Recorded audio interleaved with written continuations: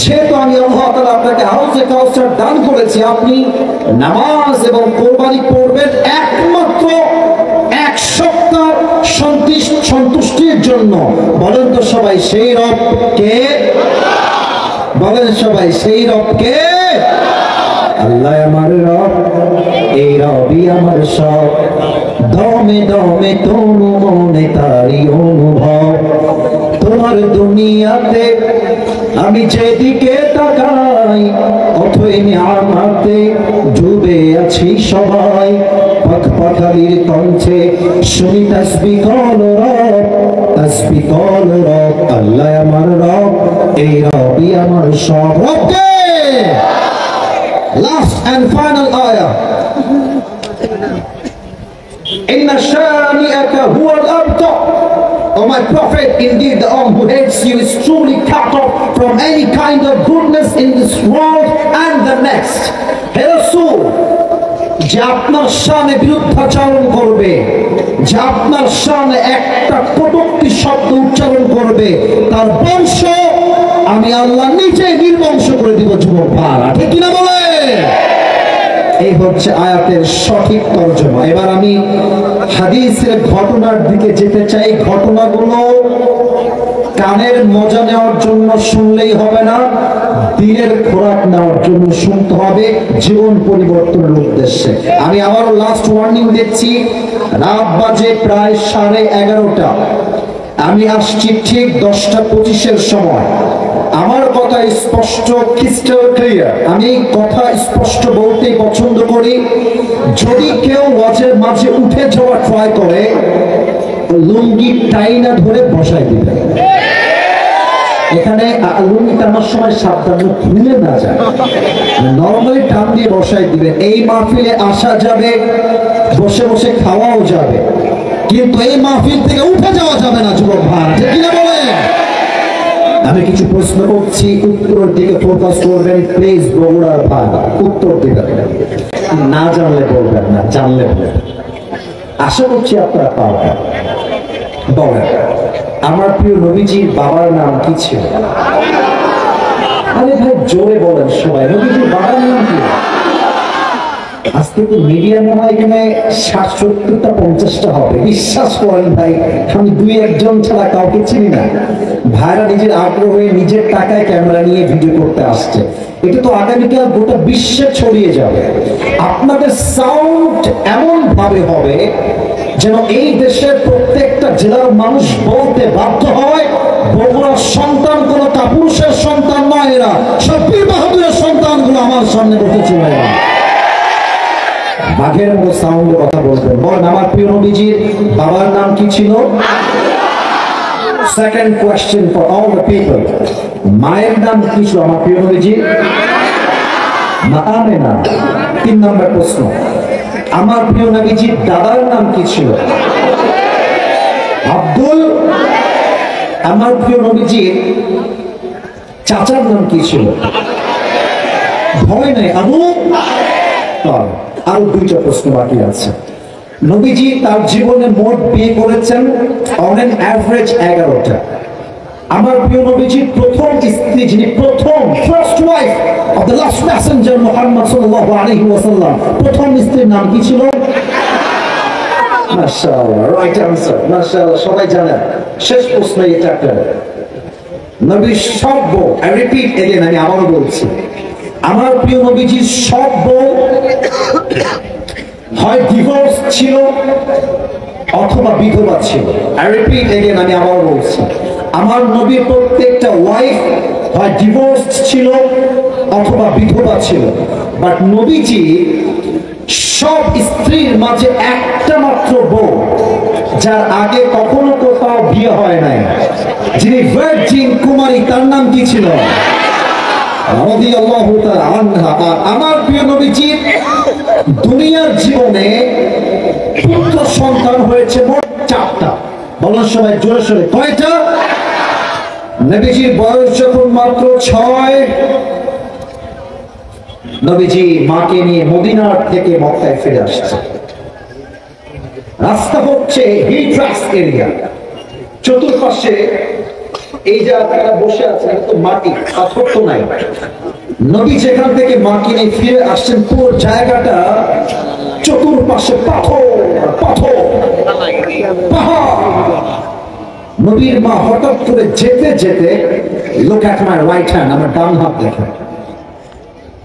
নবীজির মা যেতে যেতে, আমি প্র্যাকটিক্যালি হাদিসটা বোঝাবার ট্রাই করছি for all the people of Bogura, বুঝবেন। আমার হাত দেখেন, ডান হাতটা নবীজির মা এমনি বুকে শক্ত করে ধরে চুপ করে বসে আছে। নবীজি দৌড় দিয়ে এসে বলছে, মা লাকি ইয়া উম্মি, আম্মা জান আপনার কি হয়েছে? আমার এই হাদিসে আপনি আপনার নিজের মাকে ঢোকান। আমি আমার নিজের মাকে ফিল করছি, and you should feel your mom here. আপনি আপনার মাকে অনুভব করেন যে নবীর সঙ্গে কি ঘটছে। বয়স মাত্র 6 বছর। নবীজি আম্মা জান বুকের প্রচন্ড ব্যথায় হাহাকার করতে শুরু করেছে নবীর সামনে। নবীর বয়স মাত্র 6 বছর। নবীজি বলছে, আম্মা জান অস্থির হবেন, আসেন। নবীজি 2 হাত কোলের মতো পেতে দিয়েছে, বলছে আম্মা আপনি এখানে শুয়ে পড়েন। মা আমেনা নবীজির 2 হাতে কোলের উপরে শুয়ে গেছে। এবার বোঝেন, মা শুয়ে আছে এখানে, সন্তানের চোখ এখানে। মা আমেনা নবীর দিকে এভাবে তাকায় আছে, আর নবীজি মায়ের দিকে এক পলকে একভাবে মায়ের দিকে তাকায় আছে। আর বলছে, আম্মা আপনার কি হয়েছে? আপনার কি বুকে ব্যথা করছে? আম্মা আপনার কি হয়েছে? নবীর মা একটা কথাও বলেন নাই, মাত্র 3টা বাক্য বলেছেন।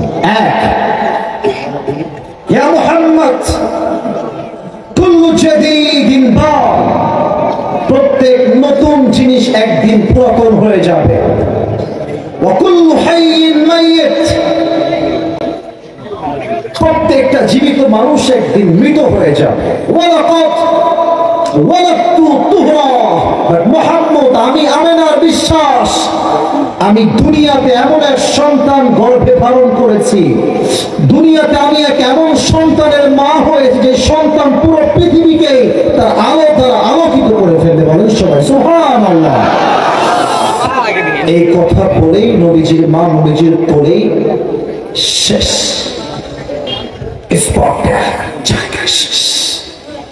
নবীজি বুঝতে পারছে না নবীর মায়ের সাথে কি হয়েছে। আসলে উম্মে আইমান বুঝে গেছে নবীর মা দুনিয়া থেকে বিদায় হয়ে গেছে।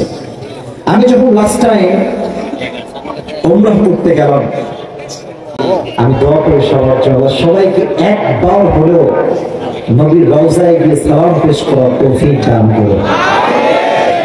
আমি তো দূর থেকে করতে পারলাম না, তাই না? হতে পারে আপনার আমিনটা আল্লাহ তাআলা আজকে কবুলও করতে পারে। পরের সবাই আমিন। নবীর রওজায় গিয়ে কি একবারের জন্য সালাম পেশ করতে মনে চায় না?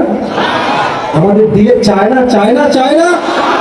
নবীর শহরে ঢুকলে বুঝবেন যেন আপনি একটা জান্নাতের বাগানে ঢুকে গেছেন। পরের সবাই সুবহানাল্লাহ। আমি যখন গেলাম, এটা মেবি 2022 বা 23-এর কথা, এই তো 1.5-2 বছর আগের কথা। তো জাস্ট মনে পড়ে গেল হাদিসের মাঝে বোঝাবার সাথে, নবীজির রওজার সামনে আমি গেলাম হচ্ছে ঠিক রাত 3টা বা 2টা বাজে, তাহাজ্জুদের সময়। দেখলাম যে শত শত যুবক, শত শত হাজার হাজার মানুষ নবীজির রওজার সামনে দাঁড়িয়ে তাহাজ্জুদের জায়নামাজে 2 চোখের পানি ছেড়ে কান্না করছে। সুবহানাল্লাহ পড়বেন না আপনারা সবাই? আমি নিয়ত করলাম, আজ যেহেতু কেবল বাংলাদেশ থেকে এসেছি, আজ আমি আর এখানে থাকছি না, যাই ফ্রেশ হয়ে আসি। চলে গেলাম হোটেলে ফ্রেশ হওয়ার জন্য। তারপরের দিন আমি এশারের আগেই খাওয়া দাওয়াটা সব খেয়ে ফেলেছি। এশারের আগে রাতের খাওয়া বাদ এশা, ভেবেছি এইটা যে আজকে এশারের নামাজ পড়ে এখানেই ঘুমাবো, এখানেই তাহাজ্জুদ পড়বো, এখানেই থাকবো, আজ কোথাও যাবো না। তো এদিকে দেখেন, এটা হচ্ছে নবীজির রওজা ডান পাশে, আর আমি ঠিক ফ্রন্ট সাইড শুয়ে গেছি। আমার সামনে আমার আইফোন রাখা আছে, অ্যান্ড্রয়েড ফোন রাখা আছে, আমার ভিসা রাখা আছে, আমার কার্ড রাখা আছে, অনেকগুলো রিয়েল রাখা আছে। তো এই রিয়াল, আইফোন, মানি ব্যাগ, টাকা, ফোন সব আমার বুকের সামনে রাখা আছে। রাত বাজে মেবি 8 থেকে 9টা। আমি ওখানে ঘুমাই গেলাম, অ্যালার্মকে ঘুমাই গেলাম। বিশ্বাস করেন যুবক ভাইয়েরা, মুরব্বী আব্বা জানেরা, সারা রাত ঘুমায় থাকলাম। যখন ঘুম থেকে উঠলাম নবীজির রওজার সামনে, উঠে দেখলাম আমার আইফোন, অ্যান্ড্রয়েড ফোন, টাকা, মানি ব্যাগ, ওয়ালেট, রিয়াল আমার বুকের সামনে যেভাবেই ছিল, ঘুম থেকে উঠে দেখছি ওভাবে সবগুলো পড়ে আছে, কেউ চুরির হাত বাড়ায় না। আপনি বোঝেন আমার কথা? কিচ্ছু চুরি হয় না আমাদের দেশে। আমার মনে হয় যে আপনি যদি আন্ডারপ্যান্ট খুলে ঘুমান, দেখবেন আন্ডারপ্যান্টে ঘুম থেকে চুরি হয়ে গেছে। নবীর দেশ বড় আশ্চর্যের দেশ। তা আমার প্রিয় নবীজি মাকে চিৎকার দিয়ে রাখছে, মা ওঠো, মা ওঠো। নবীর মায়ের কোনো জবাব আসে? নবীর মা একদম চুপচাপ হয়ে গিয়েছে। দূর থেকে উম্মে আইমান দৌড় দিয়ে আসে, বলছে মুহাম্মদ সাইড হও, সাইড হও। উম্মে আইমান খুব কষ্ট করে কোন মধ্যে একটা কবর খনন করে নবীর মায়ের লাশ ওখানে দাফন করে দিয়েছে, আর পাথর দিয়ে ঢেকে, উপরে পাথর দিয়ে ঢেকে দিয়েছে উপরে। তো হাদিসে আসছে উম্মে আইমান কবর দেওয়ার পরে নবীজি মায়ের কবরে এমনি 2 হাত দিয়ে ঝুঁকে দিয়েছে, মা কবর থেকে ওঠো, মা বাসায় চলো, মা তুমি কোথায়? কবর ছাড়তে চায় না। উম্মে আইমান নবীজির ডান হাত ধরে এমনি টেনে হিচড়ে দূর থেকে ধরে নিয়ে আসছে।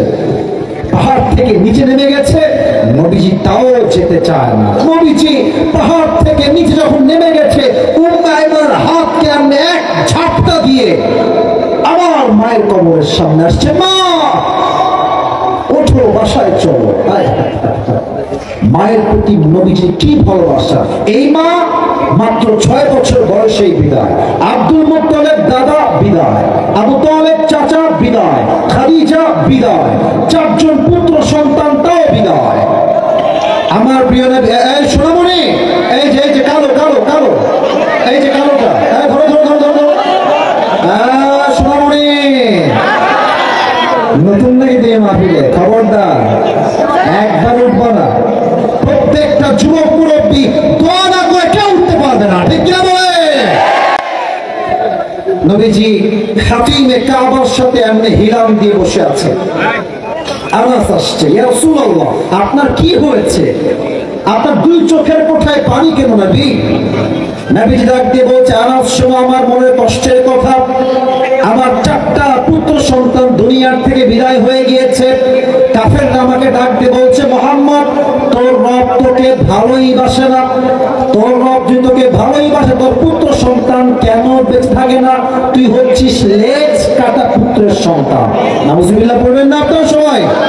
তোর বংশ লেজ কাটা বংশ। হে আনাস, আমার কানে খবর এসেছে কাফেররা সুমাইয়া রাদিয়াল্লাহু তাআলা আনহাকে গণধর্ষণ করেছে। বলতে লজ্জা লাগছে আমার প্রিয় মায়েরা বোনেরা, এই কথাকে মাইন্ডে নেবেন না, হাদিস থেকে বলছি কথা। আমার মায়েরা রাগ করবেন না, বোনেরা রাগ করবেন না, প্রিয় ভাইরা টাকা।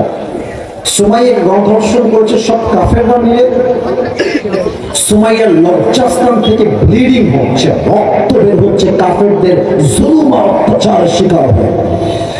যখন রেপ করা শেষ, গণধর্ষণ করা শেষ, সুমাইয়ার 1 পা দিয়েছে ডান দিকে, আর 1 পা দিয়েছে বাম দিকে, 2 পা 2 দিকে দিয়ে পায়ে প্যারেক বেঁধে দিয়েছে। আর সুমাইয়ার লজ্জাস্থানের দিকে তাক করে প্রত্যেকটা কাফের তীর বের করে তার লজ্জাস্থানে তীর নিক্ষেপ করে সুমাইয়াকে জায়গায় শহীদ করে দিচ্ছে। কি কষ্ট হয়েছে মেয়েটা, কি ইমান তাজা ছিল। বলছে, আনাস এই কষ্ট তো আমার সহ্য হয় না, এই কষ্ট তো আমার দিলে সয় না। আনাস আনাস এই কথাগুলো শুনে 2 চোখের পানি ছেড়ে কান্না করছে। আমার দিকে তাকায়, এই যে কথা বলছে, একবার বামে তাকায়, ডানে তাকায়, সামনে তাকায়। কথা বলতে ডান বাম হতেই হয়। তো আনাস কথা বলতে বলতে চোখের পানি মুছবে, জাস্ট মাথাটা থোড়াসা নিচে, একটু নিচে দিয়ে এভাবে চোখের পানি মুছতেছে আর নিচের দিকে তাকায় আছে। Maybe after 1 minute or maybe 2 minutes, 1 minute পরে যখন আনাস তার চোখটা একটু উপরে তুলেছে, দেখছেন নবীর দুই চোখে একটু আগেই পানি ছিল, বাট এখন নবীজির পুরো চেহারা একটা মুচকি হাসি দ্বারা ভরপুর হয়ে গেছে। সুবহানাল্লাহ করবেন না আপনারা সবাই? আরেকটা পরে সবাই সুবহানাল্লাহ। আনাস ডাক দিয়ে বলছে, ইয়া রাসূলুল্লাহ, ইয়া হাবিবাল্লাহ, মাত্র 2 মিনিট আগে আপনার চোখের কোঠায় পানি ঝরছিল নবী, হ্যাঁ আপনার চোখের কোঠার পানি কোথায় গেল? মুচকি হাসি আপনি কেন হাসছেন? আমার প্রিয় নবী ডাক দিয়ে বলছে, আনাস তুমি তো দেখো নাই, এই মুহূর্তে জিবরাইল এসে আল্লাহর পক্ষ থেকে আমাকে হাউজে কাউসার দান করে দিয়েছে। কোন সুবহানাল্লাহ। তাহলে শান নজুল কি হলো? নবীর জীবনে অনেক কষ্ট ছিল, নবীর কষ্টকে হালকা করতে হাউজে কাউসার, সূরা কাউসার দান করেছে একজন। আওয়াজ দিয়ে বলেন সবাই, তিনি কে? এখন যাদের মাথায় বুদ্ধি আছে একটা প্রশ্ন করবেন আপনারা সবাই, যাদের মাথায় বুদ্ধি আছে তারা বলবেন, হুজুর তাফসীর তো বুঝলাম যে আপনারা রাগ করছেন না তোমার উপর। আমি জানি তাফসীর করলে অনেকের একটু সমস্যা হয়। কেন? অনেকে দেখবেন যে তাফসীরের চাইতে গাল গল্প যার কোনো ভিত্তি নাই এইটা শুনতে মানুষ বেশি পছন্দ করে আজকাল, ঠিক কিনা বলে? আমরা বগুড়ার সন্তান, নন কোয়ালিটি আমাদের পছন্দ, আমাদের ব্র্যান্ড কোয়ালিটি পছন্দ, ঠিক কিনা বলে? প্রশ্ন কি হতে পারে, হুজুর নবীর 4টা ছেলে হারায় গেছে, 4টাই পুত্র ছেলে, তো আল্লাহ যখন নবীকে বলতেন, নবী আপনার 4টা ছেলে হারায় গেছে, তো এই নেন আরেকটা ছেলে, শান্ত হন, হারিয়ে গিয়েছে 4টা ছেলে, আর আল্লাহ দিচ্ছেন হাউজে কাউসার পানি। ভাই বুঝবেন, পায়ে হাত বুঝবেন, হারিয়ে গিয়েছে ছেলে, আল্লাহ দিচ্ছেন পানি। বগুড়ার ভাই, পানির সঙ্গে ছেলের কোন সম্পর্ক কি বাহ্যিক দৃষ্টিতে হতে পারে? না, হতে পারে।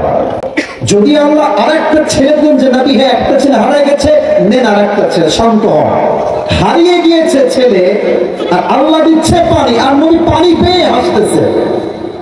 একটা প্রশ্ন বগুড়ার ভাই আছে না নাই? নবী হাসলেন কেন? আমি তাফসীরে 4টা ব্যাখ্যা পেয়েছি, in very short cut way বলা ট্রাই করছি। যুবক ভাইরা মুখস্থ করবেন 4টা ব্যাখ্যা। এক, নবী হেসেছেন 1 নাম্বার কারণ, নবী হে আপনার 4টা ছেলে উঠিয়েছি, ঠিক আছে, আপনি টেনশন করবেন না, এই 4টা ছেলের পরিবর্তে আমি আল্লাহ তাআলা দুনিয়াতে আপনাকে কোটি কোটি রূহানি সন্তান দান করেছি।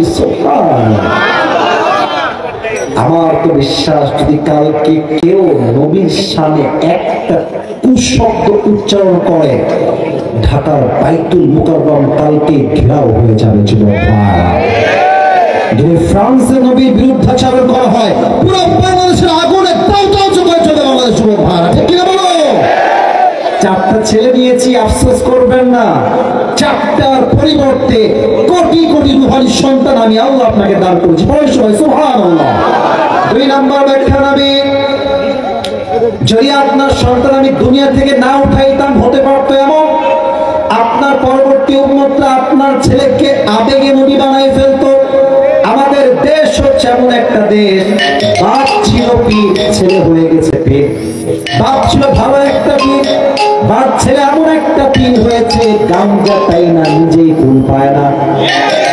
আর মেয়েরা, ওই যে মহিলা যারা আছে, বাবার দরবারে গিয়ে, বাবা একটা ছেলে দাও, বাবা একটা মেয়ে দাও।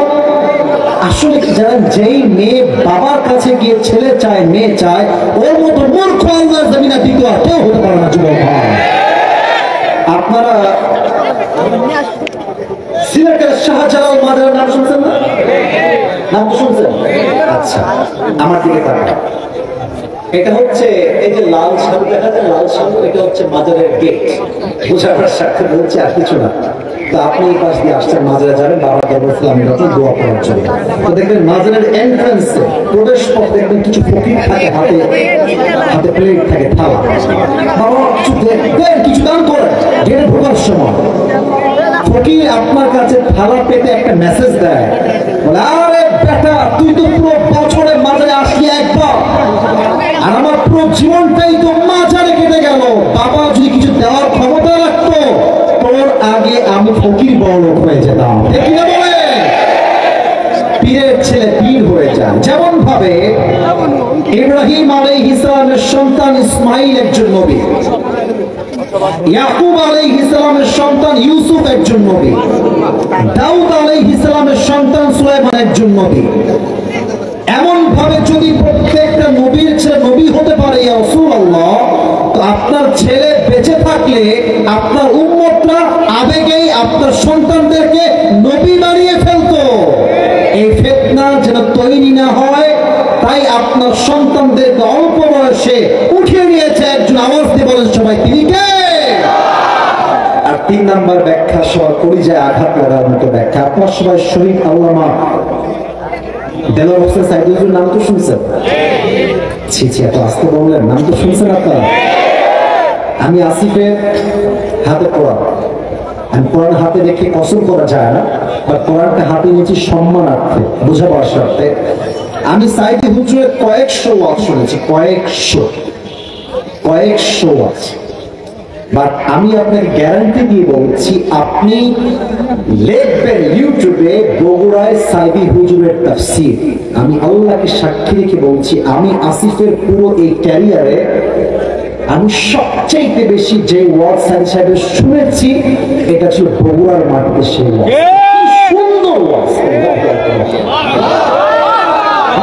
আপনি এটাকে মুরব্বীরা বুঝবে, যুবকরা খুব ভালো বুঝবে না, তোমার মুরব্বীরা ভালো বুঝবে।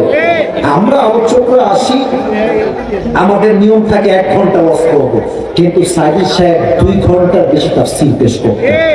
ইভেন বগুড়ার ওয়াজটা আপনি শোনেন, বগুড়ার মানুষ এই যে বসেছে তাফসীরে, বসে বসে সাইদি সাহেবের ওয়াজ শুনছে, উনি বলেই যাচ্ছে, মানুষগুলো চাতক পাখির মতো বসে বসে তাফসীর শুধু সাইদি সাহেবের যুবক ভাড়া, ঠিক কিনা বলে?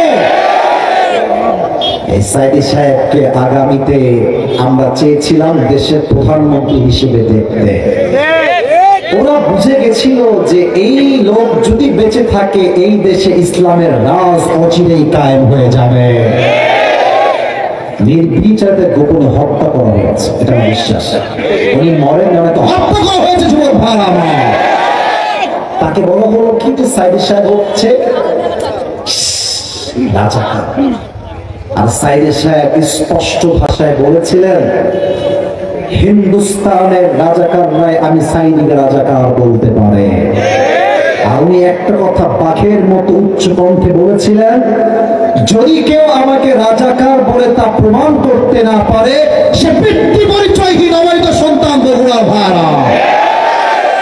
এত মিথ্যাচার মিডিয়ার মাধ্যমে করলে আওয়ামী লীগের ভাইরা, কিন্তু ক্ষমতার পতনের পরে স্পষ্ট প্রমাণ হলো, যাদেরকে দিয়ে সাইদি সাহেবকে রাজাকার বানানোর মিথ্যা চেষ্টা করা হয়েছিল, এরা সব বাধ্য হয়ে তার বিরুদ্ধে সাক্ষী দিয়েছিল। সাইদি সাহেব অল্লাহে 1971 সালে তার গায়ে রাজাকারের কোনো দাগ লাগে নাই বগুড়ার ভাইরা আমার, ঠিক কিনা বলে? এত ট্রাই করলেন, সম্মান নামাই দিবেন, আল্লাহ আকাশচুম্বী করবেন। এবার আসেন মিজানুর রহমান আজহারী, নাম তো শুনছেন? এত আস্তে কমতে শুনছেন তো সবাই নাকি? আমার তো মনে হয় যে উনি নেক্সট মান্থে আসবে, জানুয়ারি মাসে ইনশাআল্লাহ। মানে আপনি দেখবেন যে লোক কারে কয়, আপনি দেখবেন যে মানুষের সমাগম কারে কয়। এই সমাগম দেখলেই কাফেরদের হৃদয়ে জ্বালা পোড়া শুরু হয়ে যায়। আমার মনে আছে, আপনি রাগ করবেন না, আজহারী সাহেবের ছবি টানাইছে, ছবি দিয়ে লম্বা একটা ব্যানার, তাফসীরের পাঠ, তাফসীরের বাইরে কিছু পরে বলছি, ব্যানার দিয়ে আমাদের কাছে একটু সুন্নি ভাইরা আছে, গরম সুন্নি, ঠান্ডা সুন্নি, তিতা সুন্নি, পাল্লা তিতা মিঠা বোঝে না পারলে জিলাপি দিও না। তো তারা দেখলাম কি করলো, সাইদি সাহেবের আজহারী সাহেবের ছবি দিয়ে মহিলাদেরকে দিয়ে জুতা দিয়ে পিটা করাইছে। নাউজুবিল্লাহ করেন, জুতা দিয়ে পিটাচ্ছে। আস্তাগফিরুল্লাহ। দেখে আমার কলিজায় এতটা আঘাত লেগেছে, বলার কোনো ভাষা যুবক ভাই আমার কাছে নাই। এবার আপনারাই বলেন, আজহারীকে বলা হলো সে হচ্ছে কাফের। ইভেন এটাও বলা হলো যে আজহারী যদি তওবা না করে, সে নাকি মুসলমান হইতেই পারে না, সে এত বড় কাফের হয়ে গেছে। এই যে আঘাত আজহারীর উপরে আসলো, সম্মানে ব্যক্তিত্ব আঘাত। এবার আপনারা করেন, সম্মান কমে গেছে না বেড়ে গেছে? আরে বোঝে নাই, কমে গেছে না বেড়ে গেছে? ওয়াতুইজ্জু মান তাশা ওয়াতুযিল্লু মান তাশা বিয়াদিকাল খায়র ইন্নাকা আলা কুল্লি শাইইন কাদির। যার সম্মান আল্লাহ আকাশচুম্বী করতে চায়, তার সম্মান কেউ টেনে নামাইতে পারে না। যুবক ভাইরা আমার, কাফেররা বলছে, এই হাজী সাহেবরা খবরদার, মক্কায় এক পাগল আসছে, নাম হচ্ছে মুহাম্মদ, তার কাছে কেউ যেও না, গেলেই তোমরা জাদুগ্রস্তের শিকার হয়ে যাও। কাফেররা বলছে, আরে জীবনেও তো মুহাম্মদ নামে কারো নাম শুনি না, এটা কে? দেখতে হবে, আমরা দেখবো, বাট কথা শুনবো না। এবার হাজিরা মিলে, কাফেররা মিলে আমার দুই হাত দেখেন, দুই আঙ্গুল দুই কানে দিয়েছে মুহাম্মদকে দেখার জন্য। সব কাফেররা বের হয়ে গেছে। মুহাম্মদ নামের যুবকটা আসলে কে? এই জাদুকর যুবকের নাম কি? সে দেখতে কেমন? সব কাফেররা বের হয়ে কাবার সামনে আসছে। দেখছে একজন সুস্থি যুবক, হ্যান্ডসাম যুবক, কাবার সামনে বসে বসে কোরআনটা খুলে কি যেন এইভাবে ঝুঁকে ঝুঁকে ঝুঁকে ঝুঁকে তেলাওয়াত করছে। কাফেররা বলছে, কি রে, শুনেছিলাম পাগল, শুনেছিলাম মেন্টালি সিক, বাট তার চেহারা দেখে মনে হচ্ছে পাগল নয়, মুহাম্মদের সন্তান। ঠিক কিনা বলে? এবার কানটা এই দুই হাত হটাই দিয়েছে। আমার প্রিয় নবীজি তার মায়াবী কণ্ঠে বসে বসে সূরা রহমান তেলাওয়াত করছে। নবীর কণ্ঠে সূরা রহমানের তেলাওয়াত শুনে অনেক কাফেররা জায়গায় কানা পড়ে মুসলমান হয়ে গেছে। সুবহানাল্লাহ। নবী, কাফেররা আপনাকে পাগল বলে, আপনার বিরুদ্ধে অপপ্রচার করে টেনশন করবেন না। প্রত্যেকটা অপপ্রচারকে আমি আল্লাহ তাআলা আপনার পক্ষে প্রচার শক্তি হিসেবে কবুল করব। আল্লাহু আকবার। 4 নাম্বার ব্যাখ্যা, নবী, আপনি হাউজে কাউসারের মূল্য দুনিয়ায় বুঝবেন না। যেই দিন কিয়ামতের ময়দান কায়েম হবে, চতুর্পাশে সূর্যের তাপ পড়বে, জমিনের তাপে, সূর্যের তাপে মাটিটা তামা হয়ে যাবে। মানুষের জিহ্বাগুলো ঝুলে কুকুরের মতো ঝুলবে, তৃষ্ণায় মানুষগুলো ব্যাকুল হয়ে যাবে। ওই দিন যেই বান্দা হাউজে কাউসার থেকে এক ঢোক পানি খাবে, পান করবে, তার জান্নাতে যাওয়া পর্যন্ত আর পিপাসা লাগবে না। সুবহানাল্লাহ পড়বেন না আপনারা? আচ্ছা, এই যে বাবুটা, একে দাঁড়াতো দাঁড়াতে যাবো সোনামণি। আচ্ছা, ওর বয়স কতগুলো হচ্ছে? 20, 10, 8, 9 এরকম নাকি? ওই যে আমার প্রিয়, তোমার বাবু, তোমার নাম কি?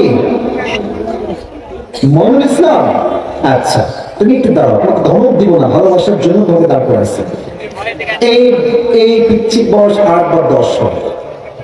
ওকে আমি ডাকলাম, মন বেদিক আসছো, কি হুজুর কি হয়েছে? বললাম যে তুমি একটু পানি নিয়ে আসো। দেখবেন যে ঠিক আছে হুজুর যাচ্ছি, দেন এটা নিয়ে নর্মালি হেঁটে হেঁটে যান, normal, he will walk very normal, very simple. ঠিক আছে হুজুর, নিয়ে আসছে। আচ্ছা, একটা ব্যাখ্যা। আর একটা ব্যাখ্যা হচ্ছে, তুমি এদিকে আসো। আসলো, ওকে আমি চকলেট দিলাম, আইসক্রিম দিলাম, বিস্কুট দিলাম, চিপস দিলাম, টাকা দিলাম, ওর হাতে ভর্তি খাবার। এবার বললাম, মঙ্গল যাও তো এক গ্লাস পানি নিয়ে আসো, তো দেখবেন খুশিতে এমন দৌড় দিল, লোভি খুললেও টের পাবে না। বসে বসে বসে কি বুঝলেন? কিছু পেতে হলে কিছু, আরে ভাই কথা বল, কিছু পেতে হলে কিছু। তো আল্লাহ তাআলা দেখছেন যে আমার প্রিয় নবীজি হাউজে কাউসার পেয়ে বড্ড খুশি হয়ে গেছে। এখন তো নবীকে কাজ দিয়ে নবী খুব খুশি খুশি করে ফেলবে। আল্লাহ বলছেন, নবী এত খুশি হবেন না, আগে শুনেন একটা কাজ দেই, দুইটা কাজ দিচ্ছি, দেখেন। আল্লাহ বলছেন, নবী ফাসাল্লি লিরাব্বিকা ওয়ানহার, perform the salah and sacrifice to your Lord. এলো নবী হে, নামাজ পড়বেন, কুরবানি করবেন, মানুষের জন্য নয়, এক সত্তার জন্য। আওয়াজ দিয়ে বলেন সবাই, তিনি কে? পরে আমি ব্যাখ্যা খুঁজলাম যে কি রে, আল্লাহ চাইলে তো ফাসাল্লি ওয়ানহার বলতে পারতেন, ফাসাল্লি লিরাব্বিকা কেন বললেন? আপনাদের বগুড়া একজন আলোচক আছে, বক্তা, নাম হচ্ছে বজলুর রশিদ হুজুর। নামটা শুনছেন নাকি? মুরব্বীরা ওনার আওয়াজ খুব পছন্দ করে, আমি জানি। বজলুর রশিদ হুজুর বগুড়ার সন্তান, কাহালুতুনার বাসা, কাহালুতুনার বাসা। তো উনি এই আয়াতের ব্যাখ্যার জন্য বলছি আর বোঝাবার সাথে, উনি হয়তো টাঙ্গাইল বা অন্য কোন জেলায় ওয়াজ করতে গেছে, রাত বাজে 12টা, 11:30।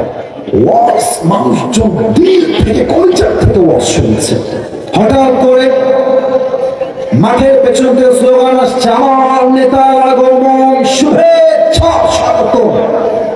আমার নেতার চরিত্র ফুলের মতো পবিত্র, নামাজ পড়ো না এক ওয়াক্ত। তো হুজুর ভয় পেয়ে গেছে, কে আসলো? তো দেখছে যে নেতা সাহেব গাড়ি নিয়ে আসলেন, নেমে ঘুরে স্টেজে উঠে গেলেন। তো এসেই নেতা সাহেব বলছেন যে আমাকে এখনই মাইক দিতে হবে, আমার অনেক কাজ আছে, তো সময় নেই, আমাকে যেতে হবে, মাইকটা দিলে খুব ভালো হয়। হুজুর বলছে বগুড়া থেকে আসছি ওয়াজ করতে, মাইক খাওয়ার থেকে মাইক দেওয়াই ভালো হয়। হুজুর মাইকটা নেতা সাহেবকে দিয়ে দিয়েছে। তো নেতা সাহেব মাইকটা নিয়ে কোনো সালাম কালাম নেই, বগুড়ার ভাই আসুন পুরোটা কোনো সালাম কালাম নেই, নামাজ নামাজ নামাজ, কথার আগেও নামাজ, মাঝেও নামাজ, শেষেও নামাজ। হুজুর বলছে ইয়ার ये तो जन्नत से भाग के दुनिया में आई है। এত ভালো না তো আমি জীবনেও দেখি নাই, মাশাআল্লাহ। তো নেতা সাহেব বক্তব্য দিয়ে নেমে গেছে। তো হুজুর খুবই চালাক, বগুড়ার সুলকুল কিন্তু সত্যি খুবই চালাক হয় যুবক ভাই। তো হুজুর খুব চালাকি করে ওর যে চামচা আছে নেতা, তো যায় তো কানটা দেখ, কান দিচ্ছে, বলছে কিরে তোর লিডারটা খুব ভালো রে, কমপক্ষে তো 70-80 টাকা তাহাজ্জুদ তো পড়ে নাকি রে। তো ওই ছেলে আবার আর এক বদমাইশ বলছে যে হুজুর কিসের তাহাজ্জুদ, কিসের 5 ওয়াক্ত নামাজ, এর সঙ্গে 5 দিন একসঙ্গে আছে, রাগ করবেন না ভাষাটার সঙ্গে। বলছে একসঙ্গে 5 দিন আছে, এই শালা 1 ওয়াক্ত নামাজও পড়ে না। তার মানে কি বুঝলেন? কিছু নেতা নামাজ পড়তো আল্লাহর জন্য নয়, নামাজকে তারা ভোট পাওয়ার জন্য ব্যবসার হাতিয়ার হিসেবে ইউজ করতো। যুবক ভাই আমার, এই নামাজ দিয়ে কোনো দাম নাই। আর যুবকদেরকে বলে চল নামাজ চল, যে হুজুর আমার প্যান্ট খারাপ আছে না, আছে না, আছে না, আসলে প্যান্ট না ওর চরিত্রই খারাপ। যুবক ভাই আমার না, তাফসীরের মাঝে আমার আরেকটা কথা মনে পড়ে গেল, বলা তো যাবে না, বলে রাগ করবেন মনে হয়, বলা যাবে না, যাবে না, যাবে না। আচ্ছা সবাই একটা কাজ, আপনারা সবাই ঠিকঠাক, এটাই প্রমাণ বগুড়ার সন্তান। আসলে আমরা কোরআনকে দিল থেকে ভালোবাসি আমার বগুড়ার ভাইরা।